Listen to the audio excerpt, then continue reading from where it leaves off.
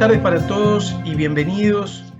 En nombre de Celsius es un gusto darles la bienvenida a esta actividad y especialmente agradecer la presencia del doctor Álvaro D'Ottone, un referente en este tipo de temáticas, quien amablemente va a compartir no solo su tiempo, sino su conocimiento, hablando nada menos que en tiempos de Buenas tardes para ansiedad. todos. Vamos a iniciar la actividad en unos minutos. Nada más, por favor, tengan presente que durante el tiempo que dure la presentación del doctor D'Ottone, que va a ser de unos 30 a 40 minutos aproximadamente, ustedes van a poder realizar sus consultas y sus comentarios que luego van a ser moderados sobre el final del evento.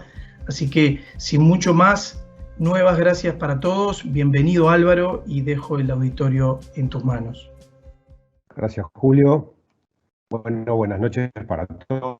Es un gusto estar conversando con ustedes. Les agradezco su presencia, así como la invitación que me han hecho los amigos de Celsius. Me ven sin mascarilla porque estoy solo en el recinto desde el cual estoy hablando. De lo contrario, si tuviera el gusto de estar hablando personalmente con ustedes, presencialmente, tendría la mascarilla colocada. Bueno, se me ha pedido que enfoque el tema, la ansiedad y los trastornos anímicos en tiempos de pandemia, y debemos decir, en primer lugar, que hay la emoción central que ocurre en una situación de estas es el miedo. El miedo y todos sus sinónimos: preocupación, aprensión, temor, pánico o terror en sus formas máximas. El miedo responde a un peligro real, justipreciado, es decir, evaluado adecuadamente, o presente o anticipado. Y el miedo tiene la función de desencadenar respuestas que sean buenas para la lucha o para la huida, es decir, para la preservación del individuo. Ahora, en sus formas extremas, el miedo puede tomar la forma de un pánico que desorganiza y hace que no se tomen esas conductas adecuadas, o de un terror paralizante. En la escala zoológica, los animales tienen miedo frente a la percepción de un peligro. Ven, escuchan, huelen algo que va a representarles un peligro. El ser humano agrega la posibilidad de un miedo conceptual, de un miedo basado en ideas. ¿Qué es el coronavirus para nosotros? Si lo queremos visualizar, es, bueno, esa imagen estilizada de la esfera con pinchitos. Es también una referencia matemática. Todos los días, cuántos casos, cuántas muertes, qué pasa con la famosa curva que tratamos de aplanar. Entonces, en general, estos miedos que son mediados por lo intelectual tienen menos expresión física que las que hay ante un peligro tangible, inmediato y pasajero. Pero justamente es permanente y además reforzado a cada rato. Primero por la información cotidiana, minuto a minuto, sobre la expansión de la pandemia. Cada día hay más muertos en el mundo, más enfermos en el mundo. Y además por la voz de la ciencia, porque la ciencia, ¿qué tiene hoy para decirnos? Esto es nuevo y por lo tanto poco predecible. Entonces, una de las cosas que nos alivian los miedos, que es decir, bueno, esto va a evolucionar así o asá, hoy no disponemos de eso. Entonces, el miedo debe preservar la vida del individuo, pero también la vida de la especie, si digamos una teleología darwiniana, digamos así. Entonces, se cumple esa función si el individuo se prepara para luchar o para huir, o si se esconde adecuadamente, por ejemplo, camuflándose, pero también avisar al grupo y ayudar a los frágiles. Ahora, si uno se queda en el miedo y no lo transforma en medidas de protección, se podría hablar de un fracaso biológico de ese miedo. ¿Y cuándo el miedo no cumple su función protectora? Bueno, puede ocurrir por distintas causas. Uno es por ignorancia, por desconocimiento. Si yo no sé que estoy en peligro, obviamente no se activa el miedo ni las conductas. O por otras cosas: negación, soberbia narcisista, actitud antisocial, conceptos ya más del terreno de la psicología y de la psiquiatría que intentaré aclarar. Ya dijimos, desconocimiento, no percibo el peligro o falto de información, entonces no tengo miedo ni actúo en consecuencia. La negación es el nombre que se le da en psicología cuando se conoce la amenaza. Hay información, pero se minimiza con ideas tales como hay un error, los medios exageran, ya pasó el peligro, y entonces se actúa como si el riesgo no existiera. ¿Para qué puede servir la negación, psicológicamente hablando? Y nos ahorra el estrés del miedo, pero el problema es que impide defenderse. Por ejemplo, al día de hoy, las buenas noticias que hemos ido teniendo sobre la pandemia en nuestro país podrían fomentar la negación. Bueno, no, esto ya pasó, ahora ya no es más necesario cuidarse. Lo que está ocurriendo en Rivera tal vez ayude a desmontar un poco esa negación psicológicamente conveniente, pero biológicamente muy inconveniente. Después está lo que podemos denominar la actitud soberbia, que es propia de las personalidades narcisistas. Las personalidades narcisistas tienen una distorsión en más de su autoestima. En el barrio le dirían los creídos. Creencia irracional en su propia fortaleza. Por ejemplo, no, yo no me voy a pescar el virus, yo soy fuerte, yo soy sano, ¿por qué me voy a enfermar? O a veces la creencia ya no es solo individual, es a la del colectivo al que pertenece, como el presidente de Bielorrusia que decía, acá nosotros somos fuertes, no nos vamos a enfermar, y la cosa se vuelve más problemática si no solo pertenecen, sino que dirigen un colectivo, como los dirigentes políticos que en algunas naciones han actuado, al menos al principio, de esta manera. Además, las personalidades narcisistas tienen poca empatía y poca preocupación por el prójimo. Entonces, por ejemplo, no usan el tapabocas. ¿Y por qué? Bueno, primero porque yo no estoy enfermo. Y segundo, bueno, si estuviera y alguien se llegara a contagiar, problema del otro. En el último grado, la llamada actitud antisocial. Por ejemplo, sería alguien que se supiera portador por sospecha, porque yo qué sé, viene de una zona donde hay epidemia o confirmado y no respeta el correspondiente aislamiento. El miedo tiene manifestaciones físicas. La fisiología del miedo implica aumento del tono muscular, del diámetro pupilar, de la frecuencia cardíaca, la presión, la frecuencia respiratoria. Y en personas hipersensibles a las señales corporales, el miedo a tener algo, cuando sienten algo en el cuerpo y se asustan en cuanto a qué les puede estar pasando. Muy conectado al miedo está el estrés. El estrés es un programa de respuesta preestablecido, ya sea ante trauma agudo, que fue para lo cual inicialmente se desarrolló la idea por Selye ya de muchas décadas atrás, o al peligro de trauma. Entonces, ¿qué nos permite? Permite la adaptación, pero tiene costos psíquicos y tiene costos físicos.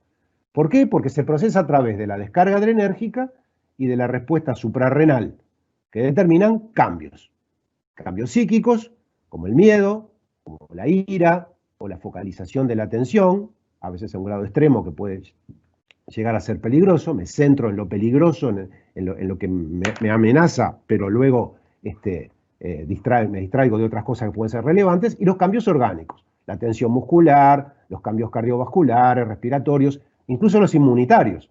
Los linfocitos tienen receptores adrenérgicos. Entonces, cuando uno entra en situación de estrés, se establece una nueva homeostasis, que es adaptativa, pero que debe ser transitoria. Por lo tanto, la clásica curva de evolución temporal del estrés, ¿qué nos dice? Que hay un nivel de resistencia normal, ante una alarma se produce la reacción, sube el nivel de activación del organismo para un estado de resistencia, pero si esto continúa, sobreviene un estado de agotamiento. Y la vulnerabilidad frente al estrés puede estar condicionada desde los genes, personalidades frágiles toleran menos el estrés. Si en la biografía hay una historia de trauma psíquico precoz, abuso en la infancia, etcétera, abandono o reiterado, se es más frágil frente a él. Y después está la situación actual. El individuo puede estar agotado, puede estar debilitado y puede estar, como lo están lamentablemente muchos compatriotas y personas en todo el mundo, en situación de desprotección material, los que han perdido el trabajo, los que tienen grandes carencias materiales o afectivas. Pasemos a ansiedad. En el lenguaje coloquial, cuando decimos fulanito es ansioso, más bien lo que queremos decir es impaciente, siempre está apurado. En el lenguaje técnico no, acá hay un gap entre una cosa y la otra. En el lenguaje técnico, ansiedad es un miedo inadecuado. Se presenta como un paciente ganado por la ansiedad, ya en la sala de espera, está inquieto, está movedizo, golpea a ver si lo atienden. Una vez que uno lo mira, tiene la mirada brillante, los ojos muy abiertos, la frente contraída, se puede apreciar una piel sudorosa, un temblor. Cuando se sienta o se acuesta en la camilla, se lo ve que no puede quedar quieto un minuto. Cuando se entra a la anamnesis, son desorganizados para expresar los síntomas, uno tiene como que bajarlos un poco a tierra, bueno, no, pero dígame bien claramente. El discurso está centrado en el miedo, tengo mucho miedo de que esto sea tal cosa, tal otra. Síntomas físicos son imprecisos, son cambiantes. Si ya han estado en tratamiento, la respuesta es a veces muy buena y después esa misma respuesta se convierte en mala. En general hay trastornos del dormir, hay trastornos en el apetito, en más o en menos, y todo tipo de síntomas inespecíficos, la cefalea, los dolores, malestar de estómago, etc. Cuando uno va al examen físico encuentra a veces taquicardia, a veces una hipertensión lábil. Cuando se tranquilizaron un poco bajó 20 milímetros la sistólica y 10 milímetros la diastólica, la hiperventilación o la hipertonía muscular. Pero, ¿cuáles son las consecuencias conductuales de la ansiedad? Mal control de la conducta, entonces salen innecesariamente, no se aguantan quietos y salen de manera imprudente, o el no cumplimiento por ansiedad social. Ansiedad social es lo que normalmente se llama timidez, ser avergonzado. En los primeros tiempos mucha gente no usaba mascarilla porque le daba vergüenza. Actitud frente a las propuestas terapéuticas. A veces un temor a los esto que usted me está recetando, que me está indicando, qué cosas me puede producir, o si ya recibieron, por ejemplo, una medicación, son hipersensibles a los efectos secundarios que puedan tener, y todo eso termina en un cumplimiento terapéutico inconsistente. En la pandemia, obviamente, todos tenemos miedo de contraer un coronavirus, pero al miedo normal, por tener algún síntoma, si uno hoy tuviera fiebre y tos seca, dice, no me lo habré pescado. O por proximidad a casos positivos, todo eso es lo normal, pero ¿qué se agrega? Un registro exacerbado en cualquier síntoma físico que tengan.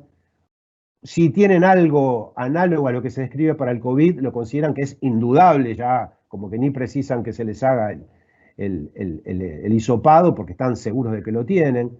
Las rutinas se modifican a extremos a veces absurdos, y aparte nos demandan como médicos definiciones inmediatas en el diagnóstico. Quiero el hisopado cuando de repente no es el clínicamente indicado, o en lo terapéutico.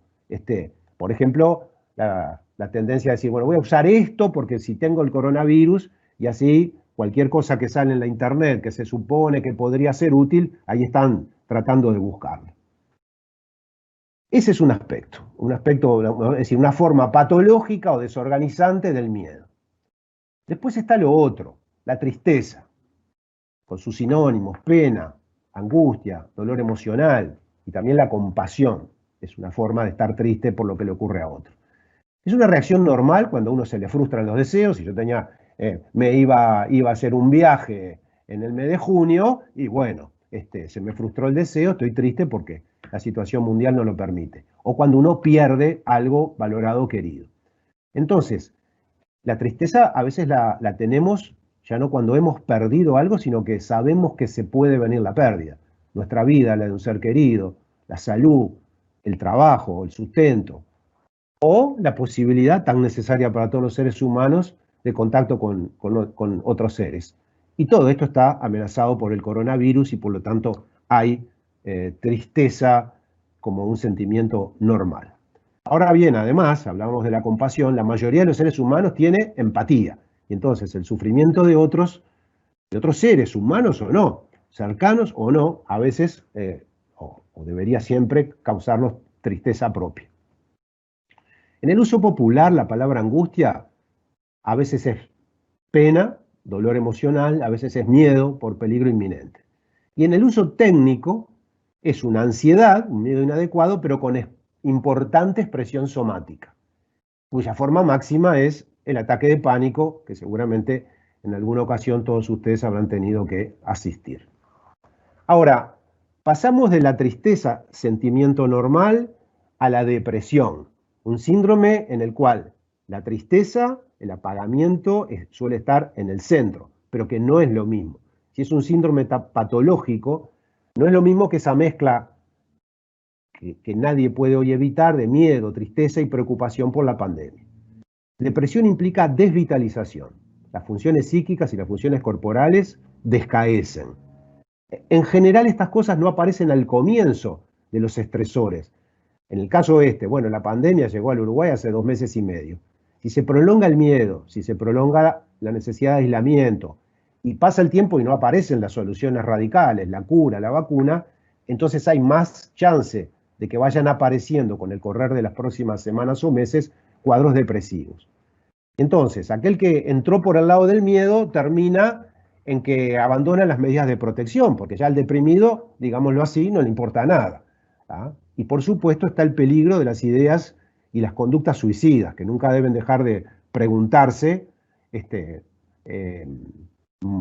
suave pero firmemente cuando estamos frente a un paciente con estas características.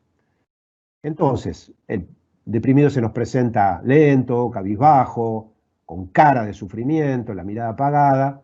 Uno le hace preguntas y tiene una latencia en responder, que uno puede pensar que no estaba atento, y no es eso, es que su proceso psíquico va más lento, hipofonía, la voz débil, y algunas veces esto está acompañado de ansiedad y un gran desasosiego. Entonces, ¿qué va a aparecer cuando uno lo invita al paciente a que hable de lo que siente? La tristeza, el abatimiento. La vivencia predominante es dolor anímico. Ojo en los niños y en los adolescentes que pueden no expresarlo así, y lo que observan los demás es que está irritable, y es una forma de depresión en la gente menuda. Entonces, ya la persona no logra disfrutar, las cosas que le importaban dejan de importarle, le cuesta actuar, le cuesta decidir, y pierde la esperanza de que lo malo va a ser temporario.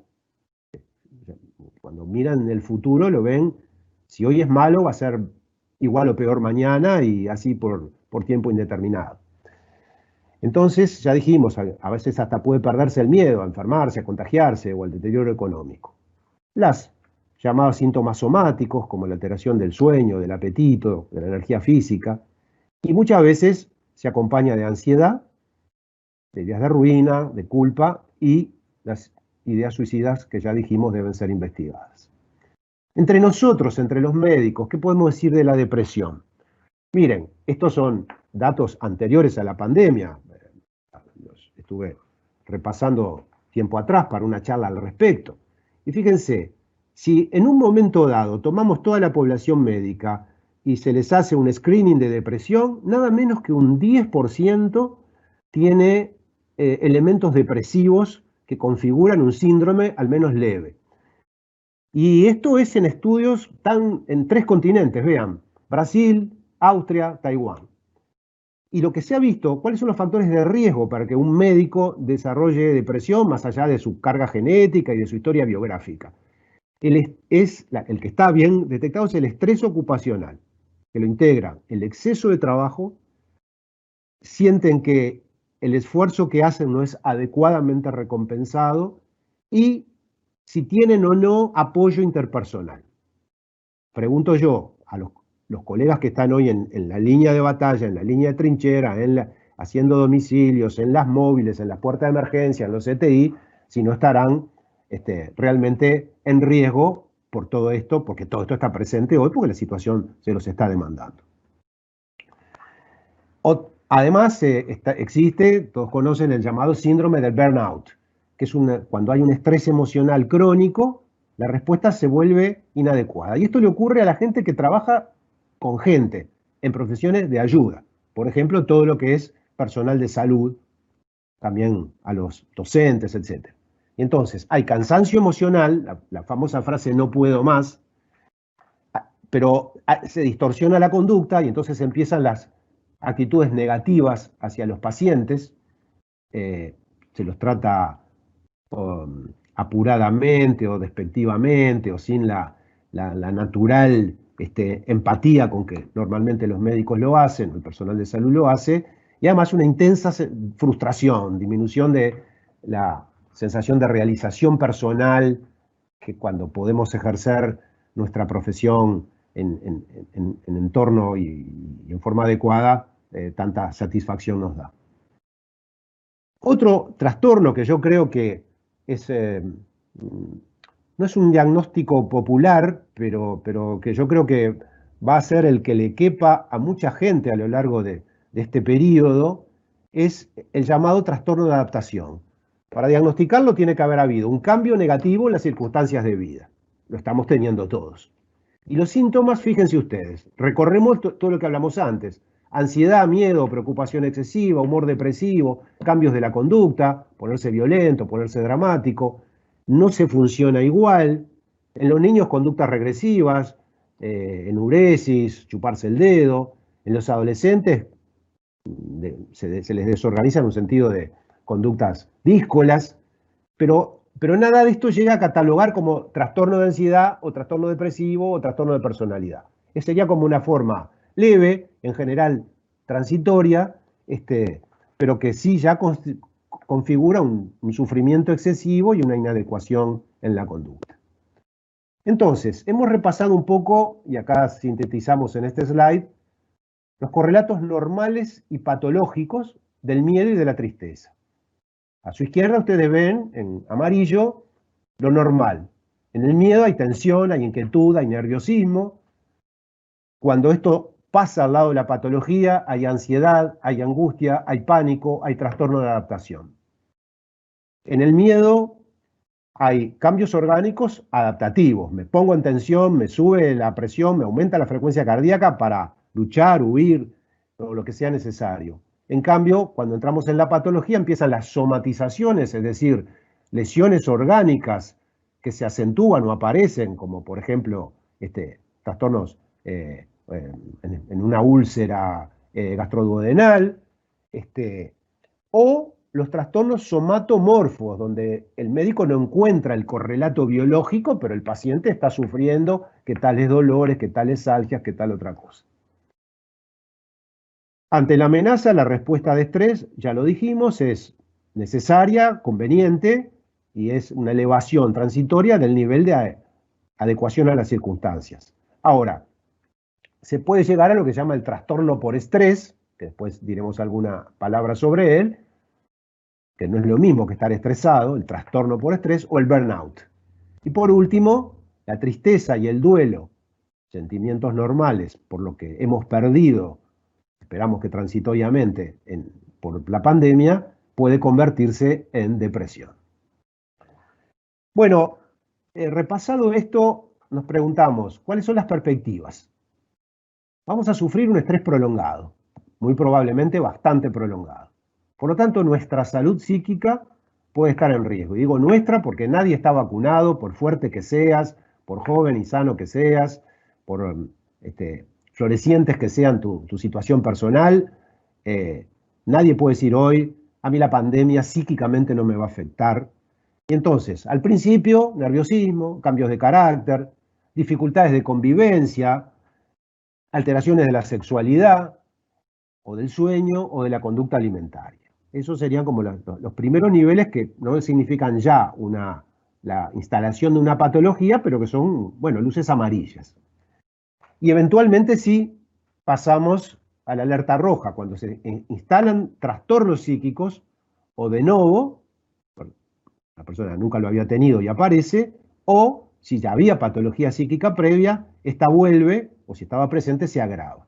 Entonces, como ya dijimos, el trastorno de adaptación sería la forma más leve, pero en personas más vulnerables tendremos los trastornos de ansiedad, la hipocondría, o sea, la convicción de estar enfermo que es casi inamovible, la depresión, la desesperación, el autoabandono, culminando en el deseo de morir, pero además en el orden orgánico, por sedentarismo y por sobrealimentación, que se unen con el estrés, nos pueden esperar el sobrepeso, la diabetes, el daño cardiovascular, y osteoarticular y muscular.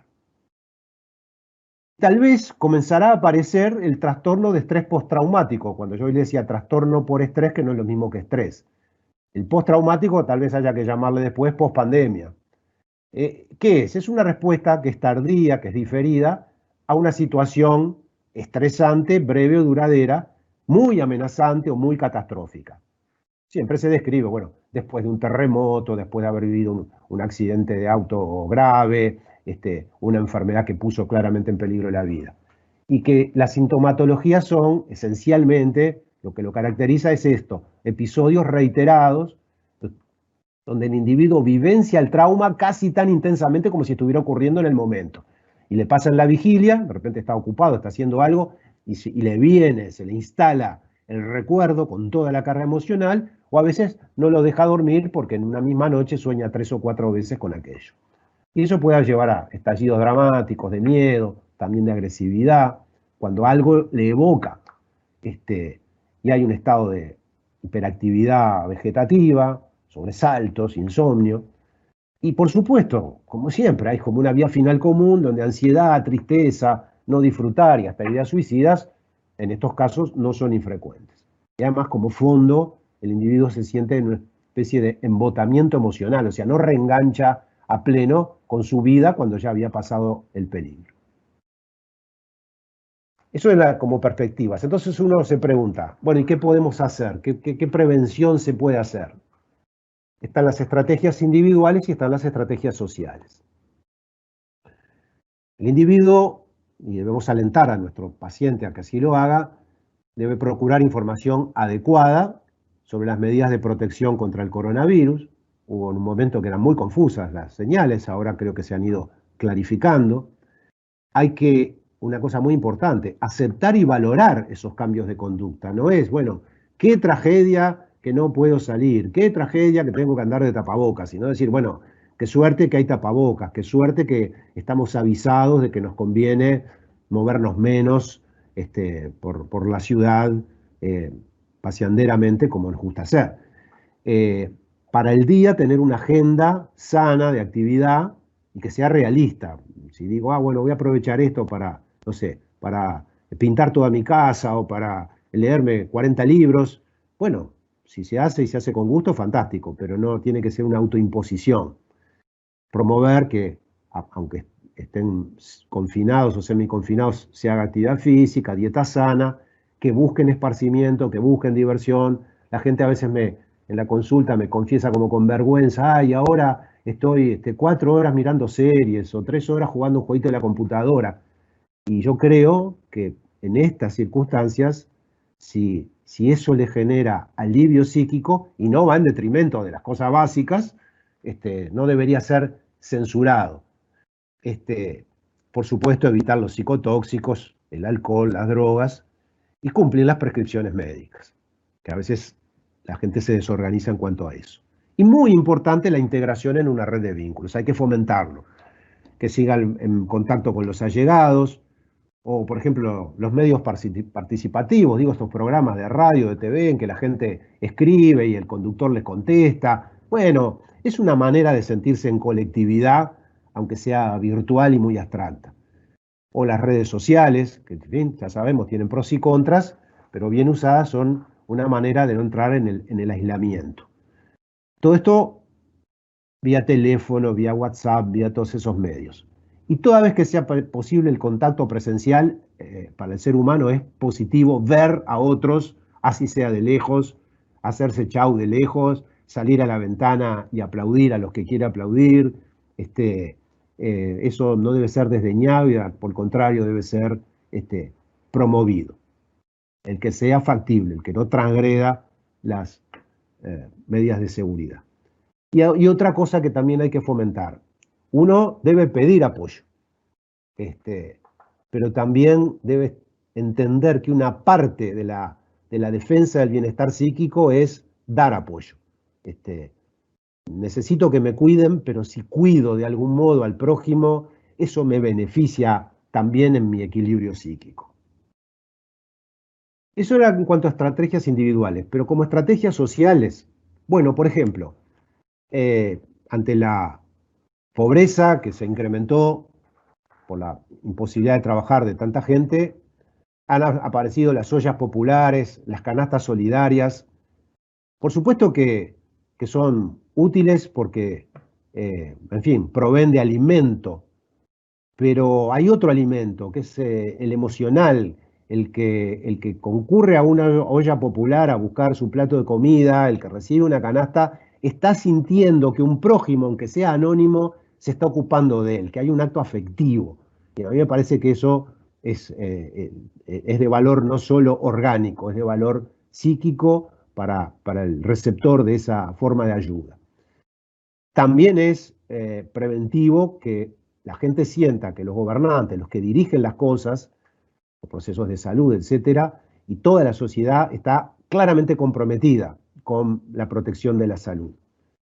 O sea, que el mensaje sea consistente en eso, y mensaje y en los hechos.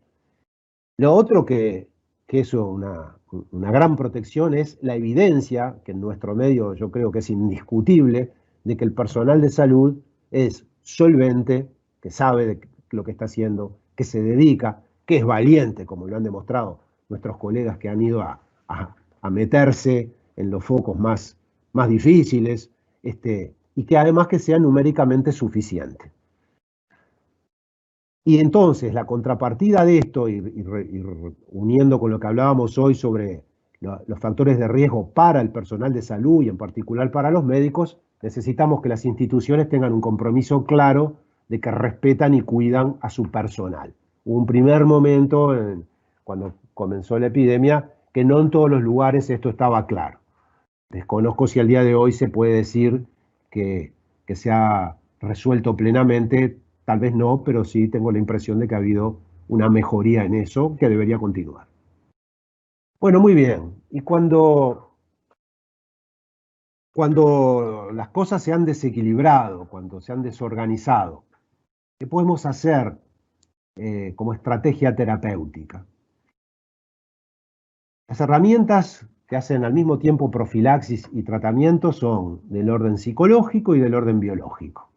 Cuando ustedes reciben con respeto, con aceptación, con contención al que viene a la consulta o pide consulta, ahí se está protegiendo la integridad psíquica de esa persona. Cuando uno les da comunicación adecuada de la información científica pertinente, es decir, los ayuda a estar mejor parados, a sentir que tienen herramientas válidas, convalidadas por la ciencia de cómo cuidarse. Bueno, apoyarlos y guiarlos en lo que podamos, que no siempre está a nuestro alcance, a afrontar las situaciones complejas a que la gente está hoy desde diversos ángulos sometida. Si es posible, entrar en interacción con el entorno familiar y laboral, porque a veces uno, por ejemplo, haciendo una recomendación a los jefes de alguien sobre la situación de trabajo, que no necesariamente es ponerlo en licencia médica, puede favorecer que las cosas se reequilibren más rápidamente. Y a su vez, por suerte, tenemos un sistema que es el 0800 1920, donde cualquier persona llama y sin tener que pagar nada, o tiene una escucha inmediata en el momento que está en crisis, en el momento que está angustiado, y recibe una primera contención y una guía sobre hacia dónde tiene que irse dirigiendo. Y en lo biológico, por supuesto, los cuidados generales de salud, de la alimentación, de cuidar del frío, etcétera, los cuidados médicos, los bronquíticos crónicos, los EPOC, los pacientes cardiovasculares, etcétera, todo lo que debemos dispensar. Y a los efectos de los factores ya, la sintomatología psíquica o psicopatológica, la medicación de efectos generales, que básicamente son los ansiolíticos y los facilitadores del sueño, porque una cosa que uno ve es que mucha gente que está llevando bastante bien la nueva situación, sí tienen una cierta distorsión o de poder dormirse en hora o de mantener el sueño en un buen bloque de varias horas ininterrumpidos, y entonces hay que facilitar el dormir con las distintas medidas de higiene del sueño y farmacológicas que pueden servir. Y por último, medicación específica, que en este caso concretamente hablamos de la medicación antidepresiva. Entonces, ante síntomas de ansiedad, aún los que no constituyen un trastorno, pero son una merma en la calidad de vida del sujeto, o ante un trastorno de ansiedad establecido, una ansiedad generalizada, cuadros de pánico, fobias, tenemos los ansiolíticos y los hipnóticos, cuando son necesarios y usados con prudencia, Los fármacos serotoninérgicos, o sea, los que inhiben la recaptación de serotonina, tanto los que solo inhiben la recaptación de serotonina, los ISRS, o los duales, que inhiben la recaptación de serotonina y noradrenalina, los IRSN. A veces ustedes verán, de repente a los psiquiatras, pero los internistas, y en particular los geriatras, hacen mucho uso de algunos antipsicóticos que en pequeñas dosis pueden tener un efecto sedativo, buscando evitar, por ejemplo, en algunas personas, un fenómeno de acostumbramiento, etcétera. Como un ejemplo muy usado hoy en día es la quetiapina, que de todos modos no debemos olvidar de usarla con cuidado por el eventual efecto hipotensor.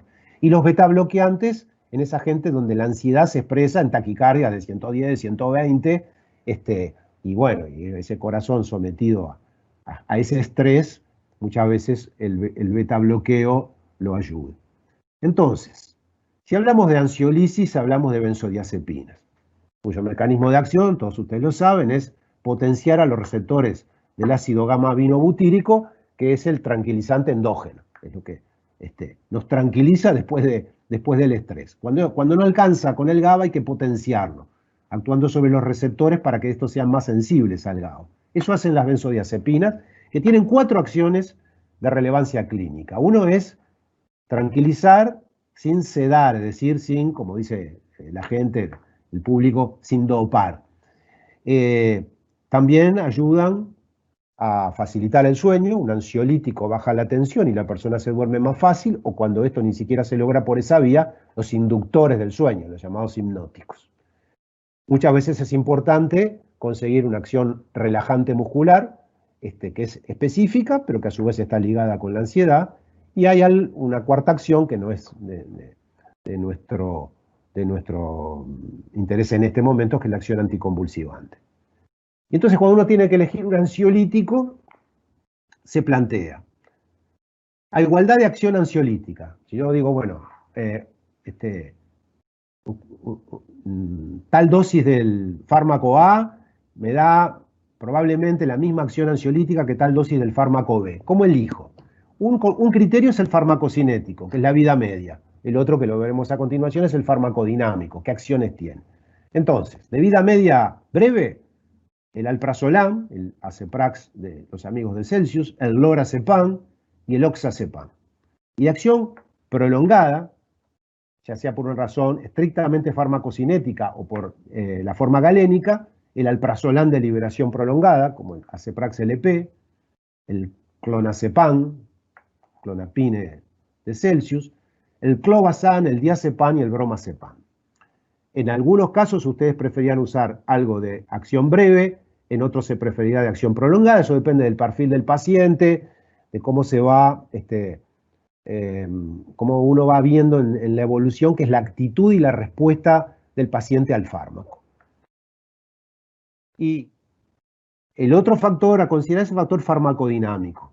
Una vez más, a igualdad de acción ansiolítica, algunas benzodiazepinas producen más enlentecimiento cognitivo y motor, o sea, son un poco más sedativas, pero además es diferente el grado de hipotonía muscular. Es mayor la relajación muscular con diazepam y bromazepam. Esto a veces puede ser algo que uno busca, y otras veces, por el contrario, algo que uno quiere evitar. Entonces, cuando quiere evitar entorpecimiento, quiere evitar hipotonía, el alprazolam ha conquistado un lugar que probablemente lo constituya en la benzodiazepina a considerar en primer lugar. Repito, igualdad de acción ansiolítica. Por último, los antidepresivos. Antidepresivo es el término que los engloba porque destaca una de sus acciones más importantes, que es mejorar la depresión unipolar o la depresión de la persona con trastorno bipolar.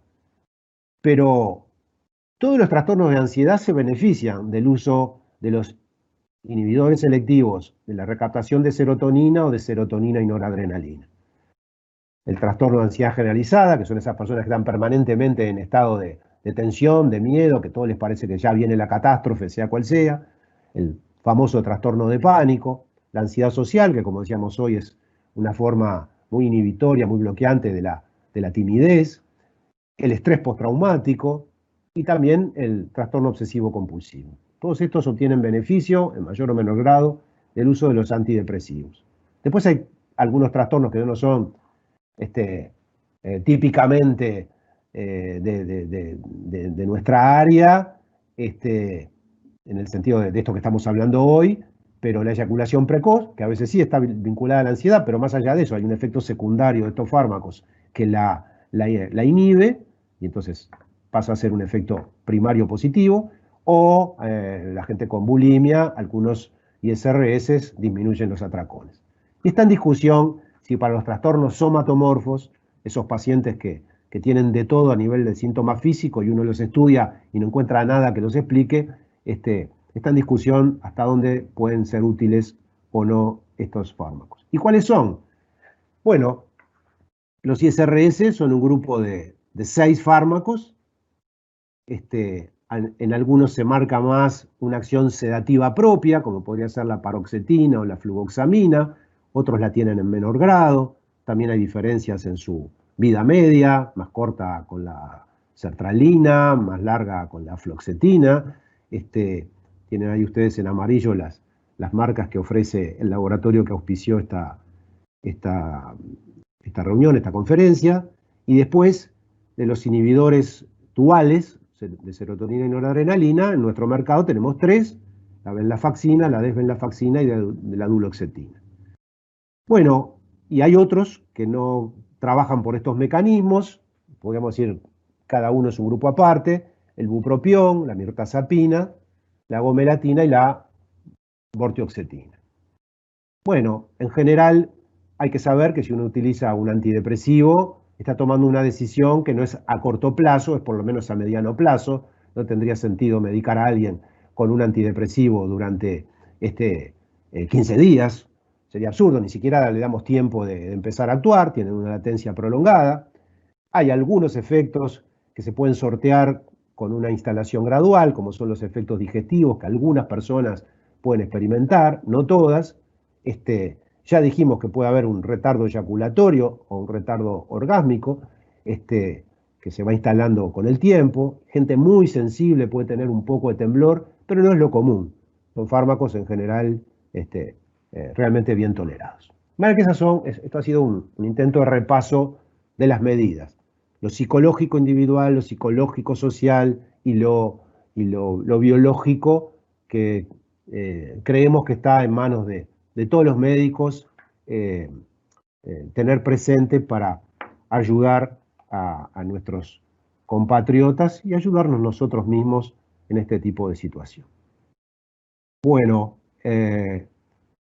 con esto les agradezco la atención y quedo a disposición para escuchar los comentarios y preguntas que Julio nos quiera aportar.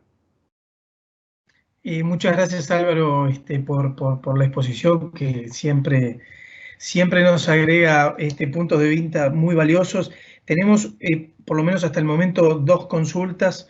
Una concretamente tiene que ver con los trastornos de adaptación y los cuadros de ansiedad, es decir, cómo diferenciar, más allá de que tú lo hiciste en la exposición, preguntan concretamente en la clínica cómo diferencia un paciente que se presenta con un cuadro de ansiedad y cuál podría ser un trastorno de adaptación, y por otra parte si tienen conductas terapéuticas diferentes.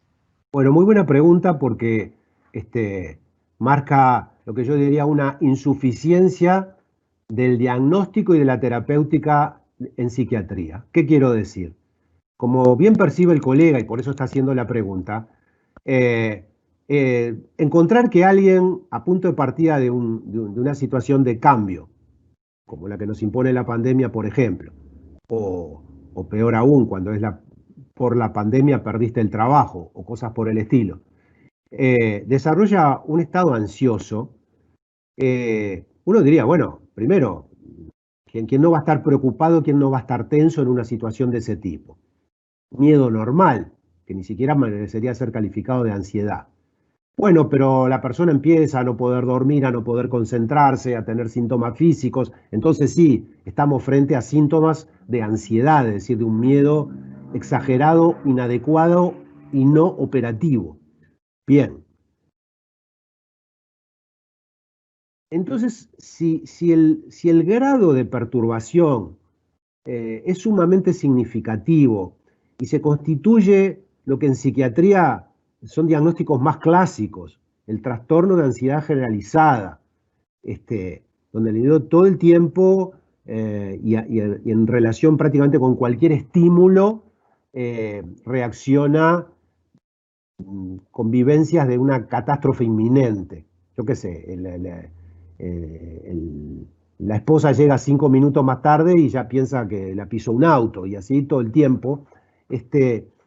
Entonces uno diría, bueno, ahí estamos frente a un trastorno de ansiedad generalizada. Si no alcanza ese nivel, si es una ansiedad que va y viene, que por momentos le permite al individuo mantener un estado más o menos equilibrado e ir reorganizando su accionar para superar la situación, pero lo hace sufrir, probablemente ahí se puede hablar de un trastorno de adaptación.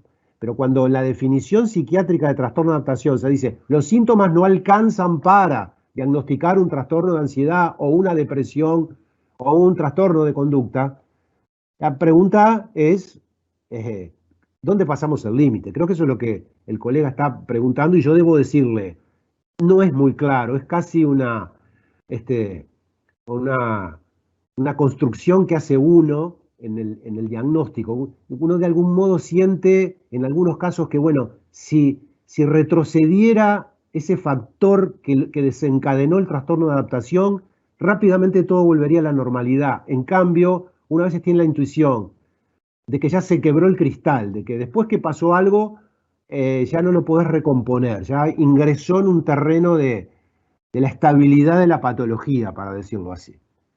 Bien, me gustaría ser más concreto, siempre prefiero serlo, pero no es, no me es posible porque no está claramente estipulado. Y la segunda insuficiencia de la psiquiatría respecto a esto es todos los ensayos clínicos que muestran eficacia de tales o cuales fármacos o técnicas psicoterapéuticas en depresión, en pánico, en agorafobia, etcétera, que nos permiten decir, bueno, miren, sí señores, indudablemente el alprazolam y la sertralina sirven para esto y para aquello. No hay ensayos clínicos ni de abordajes psicoterapéuticos y mucho menos de abordaje farmacológico de los trastornos de adaptación. Entonces, lo que dije respecto al diagnóstico de algún modo vale con respecto a la terapéutica. Es un criterio sutil del clínico decidir, bueno, llegó el momento de una intervención más contundente. Muchas gracias, Álvaro. Llegaron 7 consultas más. Hay una que le acabas de responder justo con tu respuesta anterior. Voy a hacer una de Uruguay y después tenemos alguna también de fuera del país. Consulta un médico general que él no conocía, tú hiciste referencia al alprazolam de liberación prolongada. Él Sí. está acostumbrado a utilizar el alprazolam, el común, digamos, y pregunta cómo es tu experiencia y en qué situaciones lo recomendarías. Bueno, cuando hoy hablábamos de uno de los criterios de elección de benzodiazepina a considerar es su farmacocinética o su permanencia en el organismo, hay gente para la cual es importante el efecto ansiolítico inmediato pero breve. De algún modo el paciente se resiste a que el efecto tranquilizante permanezca mucho rato y muchas veces es para situaciones muy puntuales y uno dice, elijo una de vida media corta y con eso se cumple lo que se quiere hacer. Ahora, supongamos un paciente en el cual uno siente necesario que durante un tiempo la ansiolisis sea permanente, defiende más al organismo de él estar todo el tiempo con una potenciación del GABA. Entonces ahí, si fuéramos a utilizar el alprazolam o los otros de vida media corta, tendríamos que estarle indicando al paciente 3 o 4 tomas diarias. Y eso sabemos que es impráctico, sabemos que muchas veces por eso mismo el cumplimiento terapéutico disminuye. el individuo queda sometido a, bueno, durante unas horas tiene el efecto sedativo o ansiolítico en marcha, pero después este se extingue y en algunos individuos muy sensibles hay como un rebote de la ansiedad. Si justo es una personalidad con alguna tendencia adictiva, esto se podría complicar. Entonces ahí uno prefiere los de vida media más prolongada, ya sea vida media en el sentido estricto en sangre, vida media plasmática, o las que, como lo tiene el alprazolam de liberación prolongada, por ingresar lentamente al organismo, van suministrando un nivel más estable en sangre. Y ahí entonces uno dice, bueno, muy bien, ahí benzodiazepinas clásicas como el diazepam o el bromazepam de vida media prolongada podrían ser una opción. Pero hoy decíamos que el segundo criterio es farmacodinámico. En lo farmacodinámico hay pacientes en los cuales uno quiere evitar la acumulación de metabolitos activos, quiere preservarlos de una hipotonía muscular que no es necesario buscar porque no es una expresión especial de contractura muscular como se manifiesta en la ansiedad. Y entonces uno recurre, por ejemplo, al alprazolam de liberación prolongada que tiene, digamos, las bondades farmacodinámicas del alprazolam, pero que con una o a lo sumo 2 tomas diarias el individuo queda bien protegido a lo largo del día. Esa sería la razón para preferirlo. Muchas gracias, Álvaro. La verdad es que siguen llegando preguntas, así que te voy a hacer 2 más, por favor, antes de cerrar la webinar. Nos consultan en relación a si la ansiedad y el estrés pueden influir también en trastornos de alimentación. Bueno, indudablemente.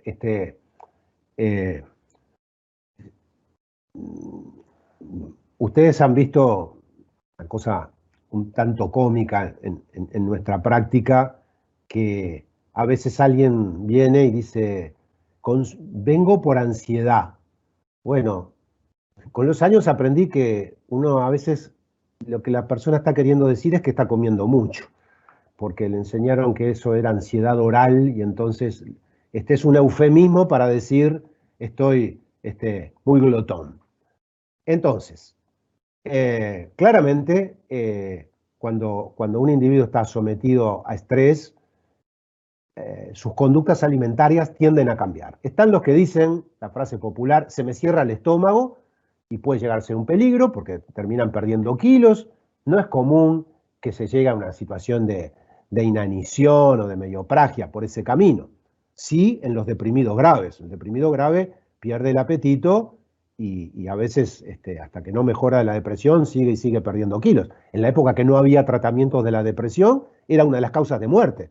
Los deprimidos se morían por suicidio, por accidentes, por indolencia en su autocuidado o por inanición y deshidratación. Bueno, hoy eso no pasa, pero sería un ejemplo claro de un síndrome menos en la alimentación. Lo otro es, bueno, comer es en general una experiencia gratificante que de algún modo contrapesa los sentimientos disfóricos, displacenteros. Ayer veía en la televisión, reportaban a Rizzo, de la librería Linardi y Rizzo, le preguntaban qué es lo que se está vendiendo actualmente como libros, y dijo que una de las cosas que más se vendían eran libros de cocina. ¿Ah? Y a todos les habrá llegado por WhatsApp un cómic donde hay 2 señores, un señor y una señora absolutamente esféricos, y está la puerta de calle, que claramente es menor al diámetro de ellos, y el señor dice, bueno, se terminó la pandemia, pero ahora cómo salimos, ¿no? Por lo tanto, efectivamente, y si alguien tiene desde antes una predisposición a los trastornos alimentarios, bulimia en particular, no cabe duda que encierro, miedo, ansiedad, tristeza, aislamiento, todo va a confluir a que se active esa tendencia a los trastornos alimentarios. Gracias, Álvaro. Antes de hacer la última pregunta, queremos agradecer todos los comentarios positivos y los agradecimientos que nos están llegando. Aquellos a quienes el doctor Dottone no logre darle una respuesta, se lo vamos a estar enviando vía mail. Por favor, dejen sus contactos, así lo hacemos. Álvaro, te dejo con la última consulta y después sentite libre, por favor, de cerrar el webinar y saludar a los asistentes. Consultan cuál sería el abordaje de primera línea para tratar un trastorno de sueño por ansiedad. Bueno, la primera línea es la higiene del sueño, que la persona no tome excitantes, cafeína, a partir del mediodía o de las primeras horas de la tarde, llámese bebidas cola, café, mate. Lo segundo es que a lo largo del día realice algo de actividad física. Lo tercero es que disponga la situación del dormir en forma adecuada, o sea, en una habitación silenciosa, oscura, térmicamente confortable, que no se enganche con las pantallas a la hora de dormir. La luz de las pantallas, sea la del celular, la computadora, la televisión, genera una alerta en nuestra corteza cerebral que impide la conciliación del sueño, que haga ejercicios de relajación, puede practicar el yoga, puede hacer meditación, puede hacer simplemente respiración, concentrarse en inhalar y exhalar. Si todo eso no alcanza, porque hay por detrás un trastorno psiquiátrico o porque hay simplemente un trastorno específico del sueño, bueno, ahí es el momento de pensar en medicación. No empezaría por un hipnótico, empezaría por una benzodiazepina tomada un rato antes de la hora de acostarse, porque a veces esa disminución de la tensión ya permite que los mecanismos naturales del sueño actúen eficazmente y la persona se duerma.